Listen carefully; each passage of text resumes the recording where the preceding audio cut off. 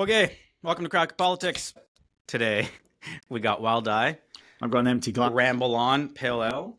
We had some complaints for not drinking beer last week, Right.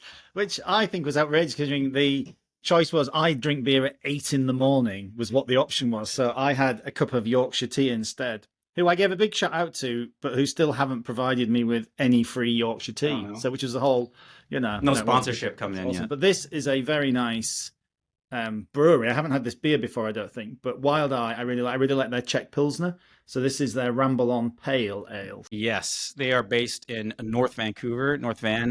They got a new head brewer actually, and I will say that their beers have been over the last couple weeks been like really delicious. I think they've been making some tweaks to the recipe. So if you're ever in Vancouver, go to North Van, go to Wild Eye. We took the beer club, my beer club boys from the UK visited. We took them there, didn't we? Yeah, Yeah. Oh, you did. Were you with us? Oh, no, I went with, Yeah, I was sick as a dog. It was irrelevant whether you were there. You weren't going to add anything to the experience, were you? Let's be honest. But anyway, moving on. All right, cheers. Cheers, yeah. As like a old school pale ale. You can see by the dark amber color as well, right? Yeah, dark amber. It's not overly sweet or hopped.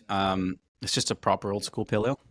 You know, it brings me back to 2008, 2009, when these things were becoming the rage in North America. Okay, what do we want to talk about today? I think we cannot get through our podcast today without talking about the big Pierre Poilievre rally over the weekend. So we should explain the context of it. Yeah. So, the Trump stuff happens, Trudeau resigns. For the people who aren't in Canada, the polls seem to show a shift to the Liberals.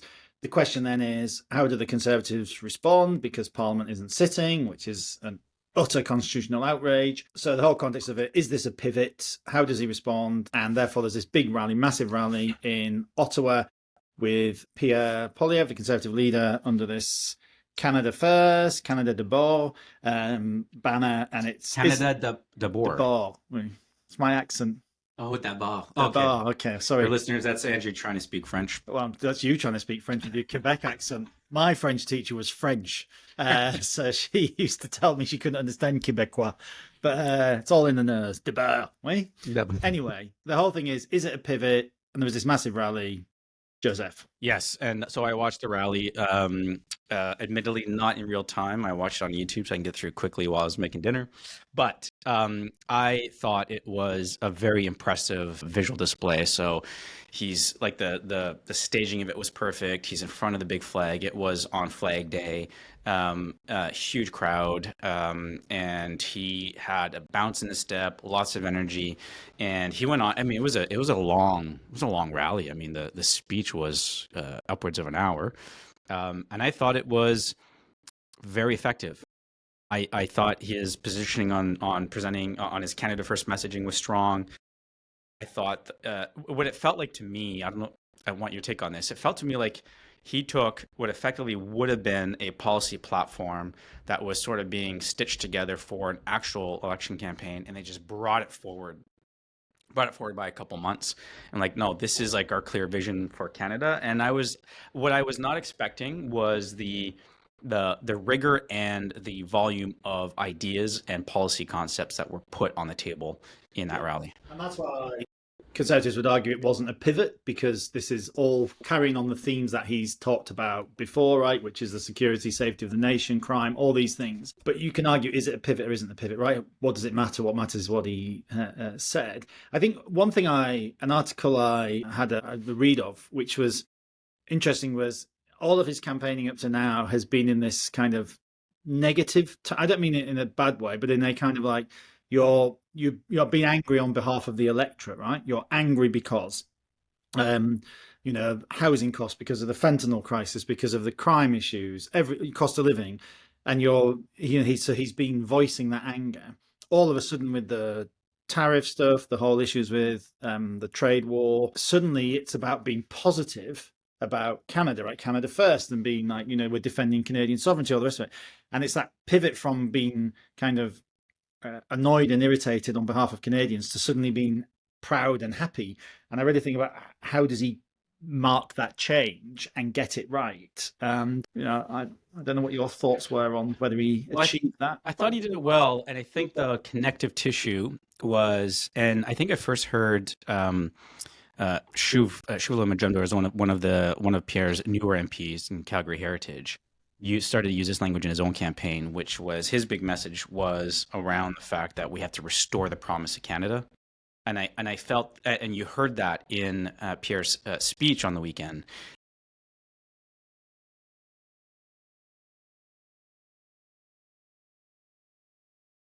Yeah. And I think he did that very well, actually. I do think selling the promise of Canada, I think the contrast is quite nice, really, because it's, against, so the Liberals are trying to do the same thing now, right, of wrapping themselves in the flag. But these are the same people who told Canadians they should be embarrassed by the flag, should be embarrassed by being Canadian, that Canada doesn't really have a national foundation story, that, Canada is beyond being a nation state almost, and all of this stuff, which is just utter nonsense, right, and which is to make you embarrassed for being Canadian. Suddenly they're now trying to own the opposite. And they can't have any, I mean, surely Canadians can't think they have any credibility in that space. In the same way, I think, you see this from left and centre left parties all around the West, right, where they seem to spend most of their time telling their countries how awful they are and how they should be ashamed of everything in their past, good and bad, that all countries obviously have in their past. And that doesn't mean you ignore that. But there is a way of doing that and dealing with that whilst still saying you live in pretty good country, right? And I think he did a good job of that. But the bigger question is how, and we'll get onto this when in the interview we have with Alex later, Alex Swann, is how worried should they be about some of the poll numbers, and does that rally have enough of a reach to make a difference on that? Yeah, and that's going to be interesting to watch. I feel like it's enough to stem what could appear to be some bleeding, and I'm not convinced it was bleeding. I think there was just always a strong cohort of the population that could not bring itself to vote for Trudeau, needed a different option, and were parking their vote either by planning to not show up on election day, or were potentially just going to hold their nose and vote for Pierre Poilievre. Now that Trudeau's gone, we're seeing a massive sea change in the polling numbers, which we're going to get into with Alex. But I get the impression, if I were to try and forecast the what's going to come out of the rally this weekend, is anyone who was already pro Pierre Poilievre is going to feel that much more certain in their choice of him as prime minister. And I think, the other thing we haven't talked about as well is how he's got an interesting challenge. He has to thread this challenge of, there are a large portion of his voter coalition who are Trump supporters, or if they were Americans would have voted for Trump. So for him to come out so boldly on more than one occasion now and frame Trump as a potential enemy, sure, he does it in a nice way, would rather be your partners, but if you don't want to partner with us, then we're going to have to punish you. It's a fine line to walk, and I think he can do it because, well, where else are those voters going to go? There is and actually, I thought one of the most effective things I saw this weekend was, and I took a skeg at a couple of the liberal. You took a what? A skeg. What the hell's a skeg? A look at. I took a look at it, right? It's we'll come on to this later because I'm sick of people not understanding me when I'm speaking English. Yeah, but it'd be nice if you use words from the modern dictionary. I used Latin the other week and you criticised me for that. So now when I use actual proper English colloquialisms. Anyway, I took a skeg at a couple of they put these very good videos together. The Liberals, I think, are very powerful videos where they just have everything Pierre Poilievre has said over the years about Canada being broken, and language similar to Trump. And that's that I thought those were, really good adverts. Right. And it's, is that behind some of this shift in the polls, even though the Conservative support remains fairly solid. But I thought, does he have a weakness on that? Is that going to be, an increasing problem for him as we get towards the election? This whole, when you've spent the last couple of years, in my view, quite rightfully pointing out things that aren't working in the country and calling them broken, do you at this point where everyone's wrapping themselves in the flag suddenly look unpatriotic, un-Canadian? Yeah. So I thought actually, we're talking about Pierre Poilievre had a good rally this one, but I actually thought those attack ads from the Liberals were very well put together. Yeah, and I'm eager to see what the Conservatives come up with, because we'll get to this shortly in our interview with Alex. But the Conservatives always have money, or in recent times have had money just to drive negative advertising against the other side, and we haven't quite seen them unleash that beast yet. And I think that can have a sizable impact on potentially the polling numbers. And so that's what we're going to talk about later. We're going to get to an interview with Alex Swann, who's our colleague at Crestview Strategy. He's going to help us make sense of all the polling numbers that come out, but try and go a level deeper, right? So we're going to talk about the horse race numbers, but when you scratch below that, there's some interesting trends and other things to consider. But before we do that, we should probably while we do this, can I just also on this whole language thing, right? Because you picked me up on skeg. I keep using the phrase here, teaching grandma to suck eggs, right? And this is when I realized teaching grandma to suck eggs. Right? And I've said it 3 times now where people have pulled me up, right? I'm like, oh, I'm probably teaching grandma to suck eggs. And this is when I realized Canadians are illiterate people. Well, I used it in Victoria in a meeting, and someone said, well, sorry, what does that mean? I was like, well, it just means you're telling somebody something they already know. I'm probably teaching grandma to suck eggs. It means I'm telling you something you probably already know. But what's the history? At what point would grandma have ever stuck eggs? This is where you overthink it, right? Because in Britain, no one's ever thought, oh, well, you know this. But one of the Canadians I was with in Victoria said, so let me get this right then. So grandma would be sucking, but why would grandma be sucking eggs? I was like, stop being so literal. Like, you know, grandma never sucked eggs, but just go with what the meaning is. So I'm sick of like not being able to speak my language properly or being judged for it. By these very literal people. But anyway, I'm determined to get Canadians talking proper. So, anyway, the beer. The beer, yes. I like it. I think it's nice. I think it's good. It's nice. Yeah, it's got a nice, like, sweet caramel sort of hint in the nose. But what's nice about it is you think, oh, that means it's gonna be coily. It's gonna be overly sweet. Coily. That's English for like, you know, when something's too sweet and like sticks to the tongue. Coily means it's like in little circles, like a coil. Well, maybe it's got multiple meanings. Well, in the context I'm using it for is you would expect it to like be sticky and, you know, and my like language, sweet. so I'll decide whether it's allowed or not. So coily is banned, but skeg and teaching grandma to suck eggs are entirely allowed.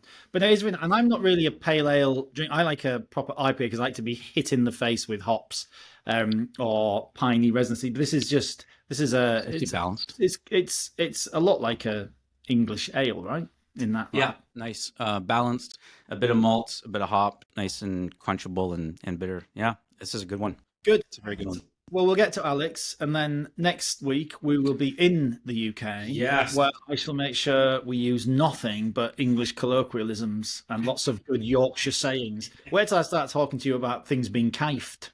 Yes, that's gonna be exciting. So we've been since we launched the podcast, just because there's so much talk going on, the combination of the U.S. and Canada politics. We're going to take a break from that next week. We're going to be in the UK. We're going to speak to some friends in the UK. We're going to catch up on UK politics. It's all going really well for everyone in the UK. The Tory party is in the doldrums. The Labour party is in the doldrums. It's all going really well. That's why we're going there. So it's gonna be a lot of fun. Good. All right, let's get to an interview with Alex Swann so we can do a deep dive on the polling numbers here in Canada.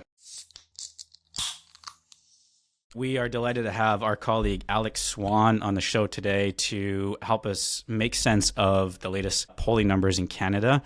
I'm definitely freaking out over them. But what I found interesting is when I was in Toronto last week, Alex and I had a quick pull aside, and he walked me through some stuff that had me looking at the polling numbers in such a different way. So very delighted to have you on the show, Alex, to give our listeners an interesting take on what we're dealing with in Canada. Happy to be here. Thanks. I'm really interested in what is happening, because there were some polls out this weekend, right? Which had, I think Abacus data had the Tories 19 points ahead. There was another ACOS poll, which is like 5 points. So just looking at all this, I mean, I didn't move here to not have a Conservative government, right? So, you know, am I going to be able to stay in Canada or not, Alex? Tell me. Well, what's the difference between the polls? We could spend a lot of time talking about how these firms use different methodologies, and maybe we could be critical of one methodology over another. It does strike me that this is an unusual and unfortunate time for them to actually be doing any polling. I'll give you 2 examples. One is you've got a company like Leger that routinely asks whether you would vote for Justin Trudeau's Liberals, Pierre Poilievre's Conservatives, etc. That question is great from a tracking point of view, and just using that question, you've seen movement. But I pity the poor respondent who's trying to think about what the answer might be that they're trying to give. So we've seen Liberal support using that question increase by, say, 5 points since Mr. Trudeau announced his departure. But to the respondent, it must be an unusual question to be asked. In a third of the country, we've got a provincial election going on in Ontario. And there's some bleed there between, your opinion of how you're going to vote provincially. It can lead, how you're going to answer a question about a federal election. So it just seems like an unfortunate time to be doing this kind of polling. We'll have a lot more certainty, quite obviously, after the federal Liberal leadership race. And voters will be in a better position to be less confused when they get these questions. That's one thing to consider when we see divergent results, and think about what a strange time it is to be asking people these hypotheticals. But there's no doubt that whatever question they ask, however they ask it, whether it's an unnamed Liberal leader, whether it's Justin Trudeau, whether it's Carney, all of them seem to show there is movement though in towards the Liberals, right? I mean, that's a fair assessment to make of all of the polling so far. Yeah, I think that's right. And if you look at some of the demographic breakdowns, we see this movement among voters age 55 plus more than we see it among other age groups. And that tells us a couple things. One, it suggests that there are very different issue sets in the different age groups. And it's something that I like to explore and I've been thinking a lot about. And it's something we might want to talk about today. As a sidebar, it does speak to media consumption and whether movement among voters age 55 plus is partly or mostly a reflection of the TV news coverage that leadership campaign is getting. It's resetting the mindset of those who follow mainstream media, legacy media, and those age 35 to 54, 18 to 34, less likely to follow mainstream media. Not totally, but less likely. They may yet catch up, or they may be in a very different, have a very different set of top of mind issues, and I think that's quite likely. So you're thinking, do I interpret that right then, Alex, to say the movement that we're seeing, particularly towards a potential Carney-led Liberal Party, could be the reflection of who is inclined to respond to these polls, where they're getting their information from, and the fact that they're getting it from mainstream media could be in and of itself it could be in some ways distorting the data. Am I getting that right, or am I overreaching on that? Well, I wouldn't say it's distorting the data. I don't know that, but I think to the extent that there's a coincidence here. Older voters, in my view, were the last to leave Justin Trudeau's Liberals in polling. They were more likely over the course of 2023 to say the country was headed in the right direction. They were facing less pressure in the housing market than middle-aged and younger. They were just a more satisfied lot. And it really wasn't until last summer, and then finally in December with the controversy around the fall economic statement, that you saw substantial movement among that. You already had some movement, but that was sort of the last group to go, which says to me that they are more open to voting Liberal. Older voters have more of a tradition of voting Liberal, unlike younger who tend to be free agents. So to see them to be the first group to come back to the Liberal Party is not a surprise. Their experience over the last few years with the housing market, just as a for instance, is very different than middle-aged and younger. Mm-hmm. So they have different issues, different top-of-mind issues. But the coincidence is that the Liberal leadership is getting standard coverage from news media. And so those those older voters are more aware of the choices. Familiarity with Carney has increased. Familiarity with the leadership race is likely higher among those who watch mainstream news. So it's also coincidentally where you'd see the first movement simply on the basis of that. It's going to take paid advertising to reach younger and middle-aged voters to the extent that older voters have been reached through legacy media. Right, which we know is something that the Conservatives are predisposed to be in a healthy position on, right? They got the money. Q4 of 2024, they had the single largest amount of dollars raised, I think, in political history for a quarter, and I think even for the year. Don't quote me on that last part, but we know that they have a massive war chest and that they can spend money. And from what I can gather, from what I've been looking at with how the amount of reach that Pierre Poilievre's content gets online, particularly on platforms like YouTube, if we're talking about that younger leaning demographic that is potentially a high voting group, if they actually show up, and he's got a reach that is far superior than what mainstream media can provide these days. Which is why I find this point interesting, Alex, which is I think when you start like going down another layer deeper than just pure horse race numbers, who's ahead, who's behind, who's losing, how the numbers change, like it's a question then of can the Liberal Party under Carney, or if it's someone else, but let's be honest, I think it's looking like Carney's going to get this thing. Sure, he can do very well on Rosemary Barton Live, and he might do very well on podcasts like The Rest of Politics, which has a more of a global audience. But if we're in a campaign where you need to mobilize the vote, and you need to mobilize the vote of like that sweet 35 to 55 sort of demographic, then that's not necessarily guaranteed with what you're seeing in the polling numbers. Do I have that right? I would be careful. TV news is still hugely influential. It's less influential among voters under 40, but it's still a substantial proportion of young people that have access to TV news. And when you ask them where they're getting their news, that's still important. It's more than newspaper side, radio news. Those things have diminished steadily, and it's accelerated through the pandemic because of the demise, literally, of print. Radio stations are folding. It's been a rough year for radio and print. But TV news is still there, and I think roughly half of Canadian households have cable. I mean, that's still a massive channel, but obviously there's a limit. So it's all very interesting, but none of this actually tells us where we are, right, at the moment, right? Where do we think we are in the? We can, talk about the advantages the Conservatives have on fundraising. We can, at the moment, the coverage isn't fair. It isn't equal. We all know that because it's a Liberal Parliament isn't sitting, which, again, I will rant about. I find this completely and utterly outrageous. But anyway, I'll save that for next week because I shall continue ranting about it. So there isn't, you're not seeing the government contrasted next to the opposition. But these figures keep coming out. They tell this really mixed picture. There's some regional differences, I believe, as well, from what I've read about the West and Ontario. The Tory numbers seem to be more solid there. The Atlantic provinces seem to be a bigger swing. But where, Alex, in your kind of professional opinion, where do you think the land actually lays at the moment? Is it a 19-point Conservative lead, or is it a 5-point Conservative lead? Where are we in all of this? Okay. Well, I will be conservative. I don't want to go too far out on a limb.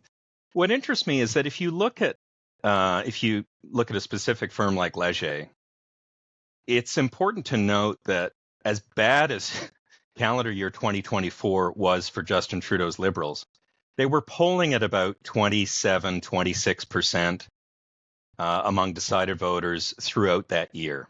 And that's obviously significantly down from where they were when they won an election.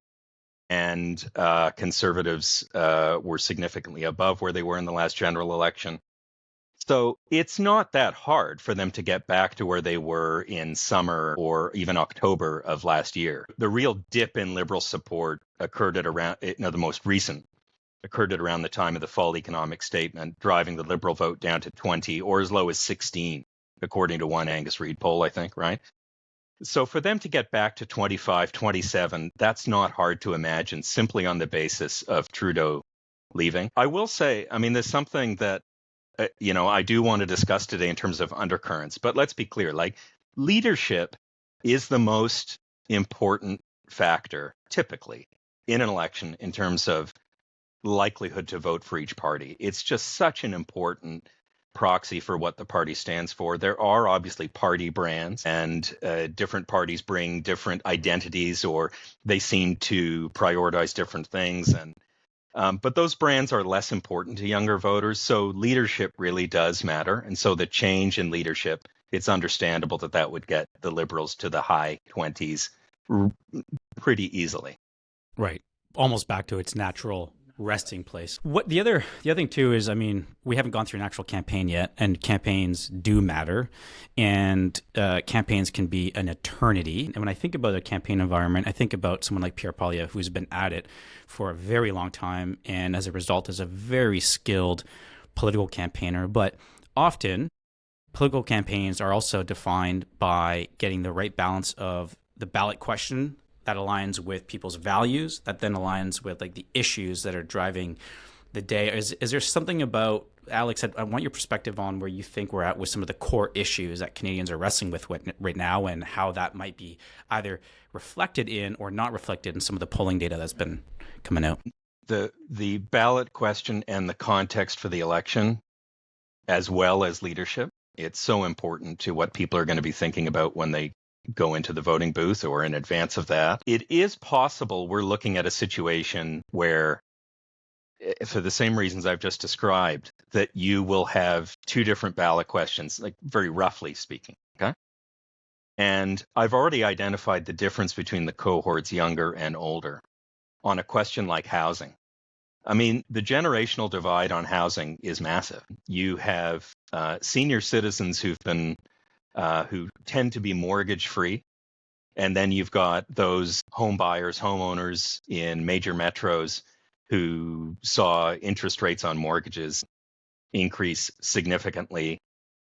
The idea that housing and inflation would be top of mind for middle-aged voters, but less so for senior citizens, not all seniors, but I mean, that's a big difference. And so it is possible that seniors, this older cohort I've already talked about, may be more fixated on the challenge that Canada faces now with the Trump administration, whereas those in the middle age age group, they face such a different set of economic and financial circumstances.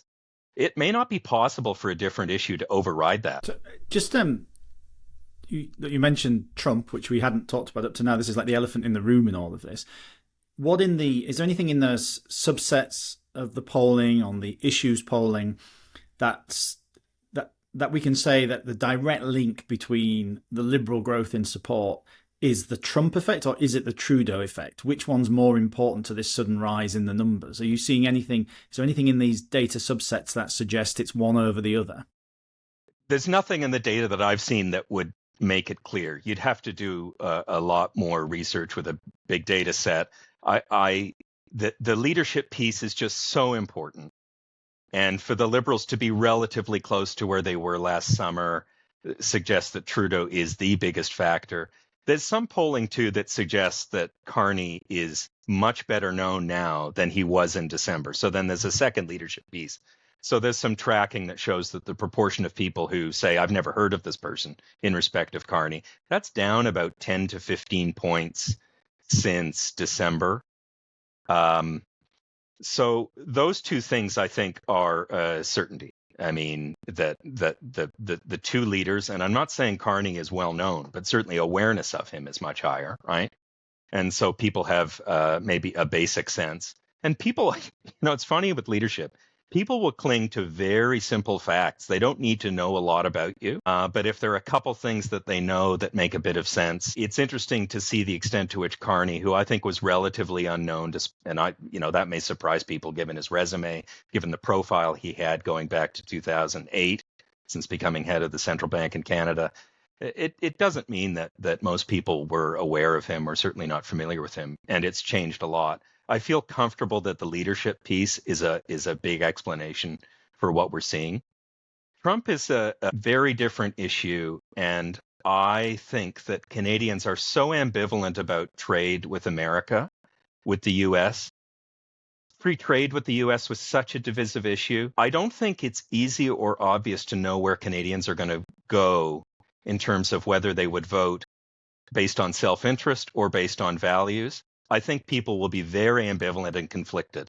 One of the best things I've ever heard about trade and free trade from people in focus groups, when I put this, it could have been 5 or more years ago, it's quite some time ago, the idea that people may not feel comfortable with free trade with the United States because you're getting into a trading relationship with a dominant partner, but it doesn't mean that you want to be outside of that relationship either. I just think Canadians are really ambivalent about the relationship with the U.S., and it's a big puzzle to know where it's going to go. I don't think it's obvious or easy, and it's going to be very difficult for the parties and the leaders to be pitch perfect and to get that right. So how concerned, having said all that, if you're sitting in Conservative campaign HQ now, how concerned, because in one respect, the Conservative figures in the polls have remained fairly solid, right? I mean, that's the thing we haven't talked about yet, is the kind of robustness of the Conservative figure, which is, at worst 38, running anything into the mid-40s. It still seems to be solidly hovering around 40%.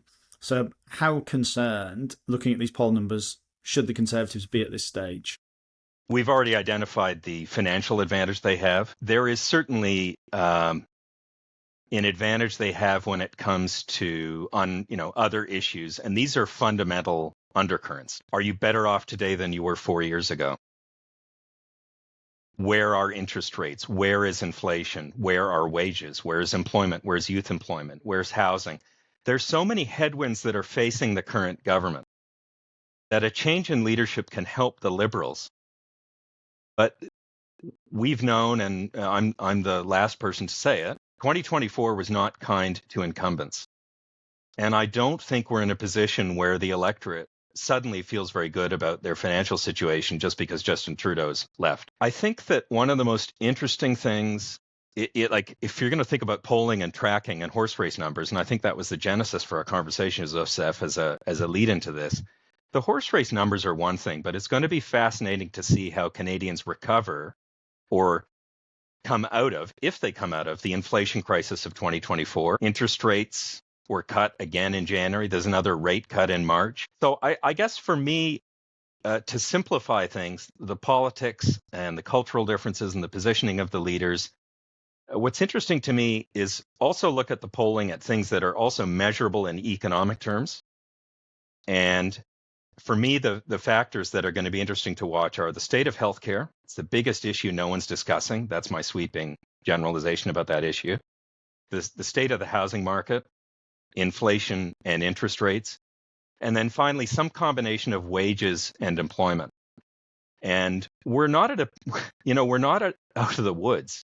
This soft economic landing that Chrystia Freeland talked about in November, yeah, it's a great accomplishment to ratchet up rates that high and avoid a recession.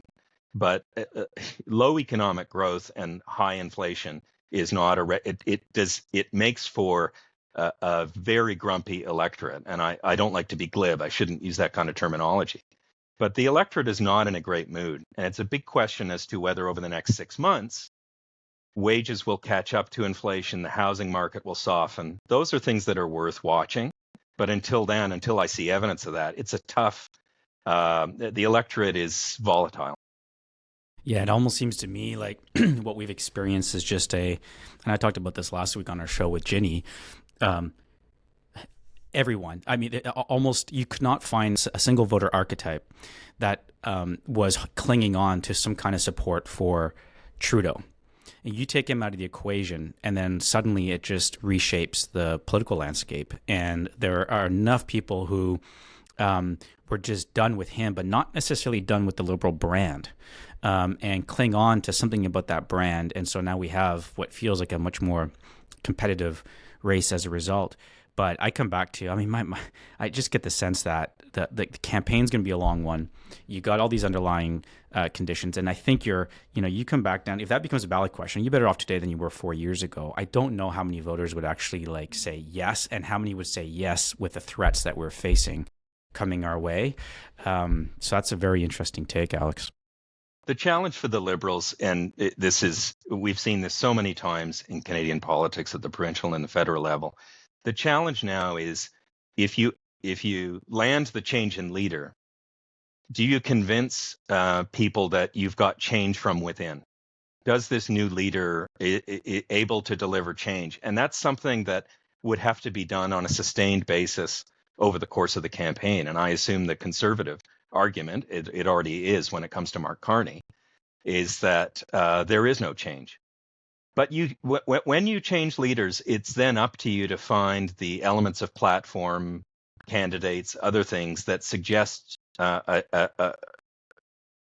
change in priorities and a change in direction, as well as a change in personality. I just also find it interesting that we are back to talking about the what appears to be a horse race between the Conservatives and the Liberals, and that the NDP seems, at least with all the numbers I looked at, unable to capitalize on any of this, which, I mean, I cannot think of a better moment for the NDP to at least make some gains at the expense of the Liberals, but it seems like they're just not in the picture anymore. I guess their opportunity for that was probably they'll be kicking themselves forevermore that they didn't force the government to collapse last autumn, right?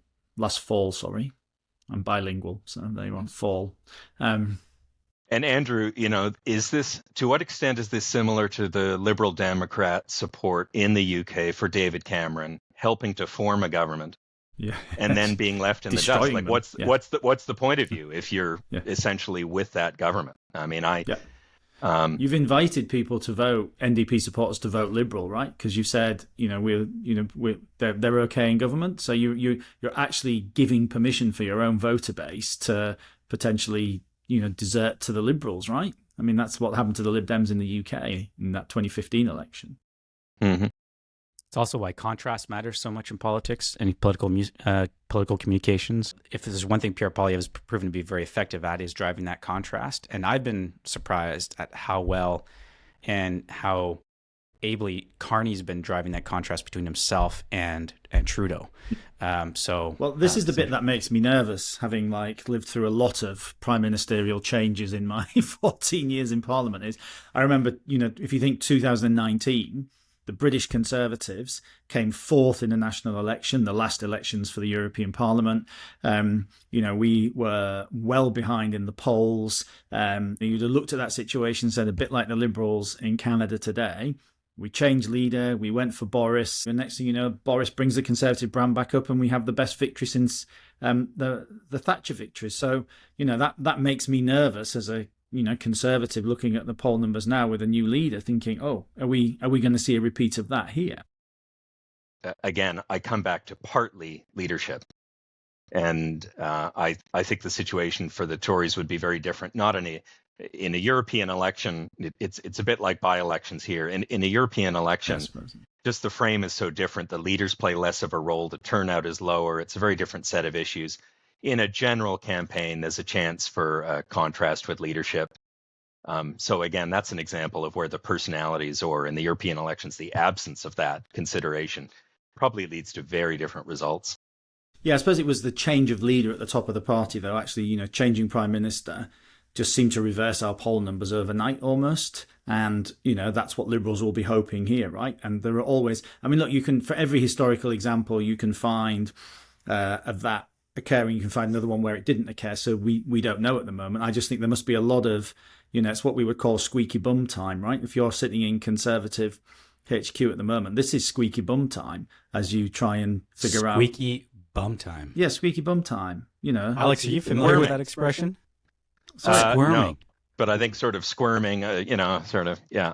Like Sorry, we can do subtitles, but I think we need subtitles. It is English, and I am English, so I think if I use it, it's an entirely appropriate phrase, right? Squeaky bum time. It means you're nervous, right? Because you've got a squeaky. The Canadians are too literal. Stop thinking about it literally. It's just but the point is, there are lots of examples where this, and we talked about it was a bad year for incumbents, but the one thing we can say about the Ontario election at the moment is this is an example where for Doug Ford it seems to be the case that being the incumbent is a good thing. It looks like he's going to win very, very comfortably. Could get 100 seats, right, with the opposition down to 20 or 30 between them. Does the Trump effect, if that's what it is, because he's running very much on I'm the best person to defend Ontario against Trump, does the Trump effect suddenly reverse this from being a bad time for incumbents to this is a good time for incumbents? Cling on to nurse for fear of worse kind of feeling. I think in Ontario, and Doug Ford went into, and indeed there had been talk about an early election for a long time. I think there's a situation in Ontario where the two runner-up parties, Liberal and NDP, I think the leaders are not well known. The party brands are not in great shape. But I think the more important thing, and again, I come back to, undercurrents that drive opinion.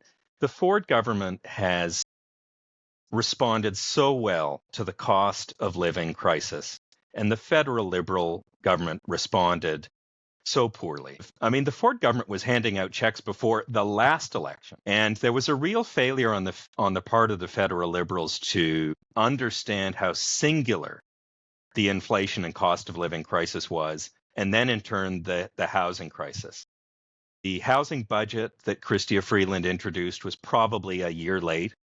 I remember in 2023, the first interview she gave with Matt Galloway on CBC, his first question was, where's the money for housing? Well, it was delivered 12 months later. The Ford government played this in a way that they were on the side of the consumer in a way that the federal Liberals were not. The federal Liberals, I think, were distracted with Ukraine, with foreign policy, with Bill C-11, Bill C-18. There were a lot of things that were so offside with, or just not aligned with, the average person's priorities. There was a point at which I began to wonder, the cost of living crisis rolled out so differently across the country, and in Quebec was so much less of a factor. And so I wonder if a significant proportion of the federal Liberal cabinet just did not understand how bad housing prices were across Southern Ontario and across British because they Columbia. come from Quebec. Yeah. Because they represent Quebec. You just did not see the run-up in house prices. There was even data to suggest that food inflation and other cost of living issues were not hitting the same way in Quebec as they were in other markets. So the federal Liberals became the lightning rod for the cost of living issue. And Ford had done a lot even before his first election victory to paint himself on the other side of the taxpayer revolt. I mean, the Ford brand is extraordinary.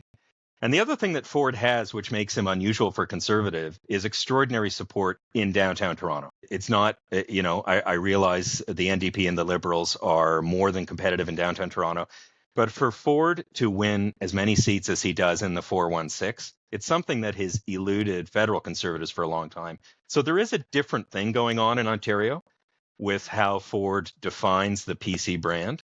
But certainly he's been on the right side of the cost of living piece since even before the cost of living crisis. I mean, which is so impressive to be an incumbent and to be performing the way he looks to be on track to, depends which poll you look at, but he's on track to getting like anywhere between 45 and 49% of the popular vote, which would be insane if he actually pulled that off. Yeah, there is a proportion of the electorate that's dissatisfied with him, and they're on the right, and they have nowhere to go. Right. Yeah. So, you see that his approval numbers are not great, but he's kept that conservative flank because they understand what the alternative is. Right. So it's not that he's done this perfectly. And his fiscal record, spending, debt, that's a problem for people on the right, but they're not going anywhere. Right. No other options.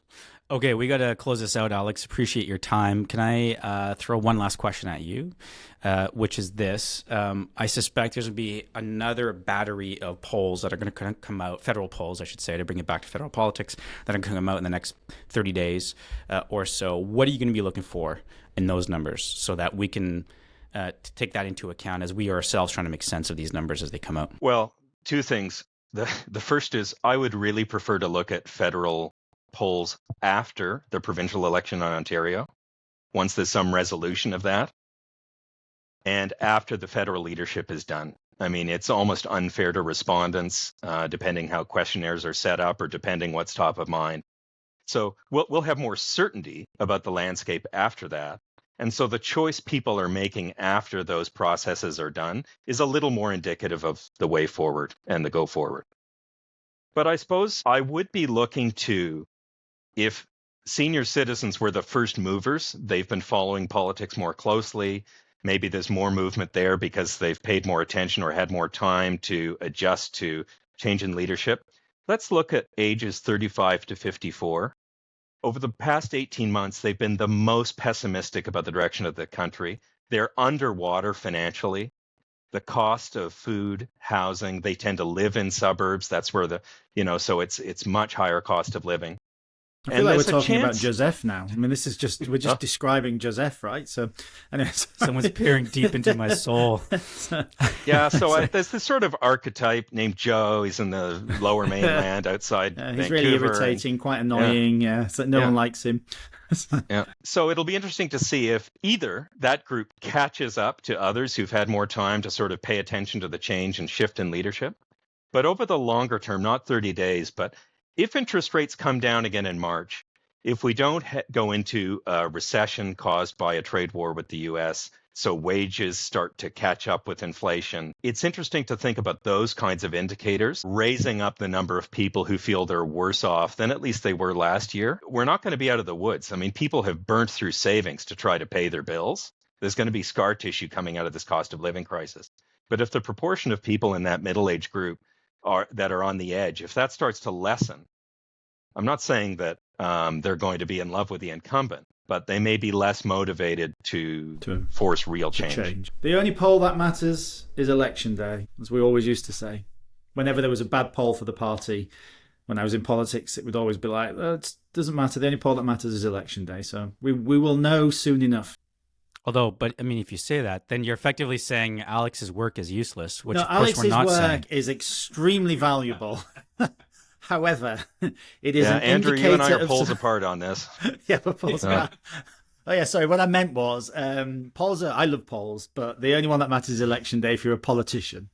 So yeah, but we'll cut that bit out, Alex. Don't worry, that'll never make that. That won't make the cut. That won't make the cut. So, Yeah, now a word from our sponsors. right. Awesome. Nice. Thanks a lot, Alex. Thanks, Alex. Thank you.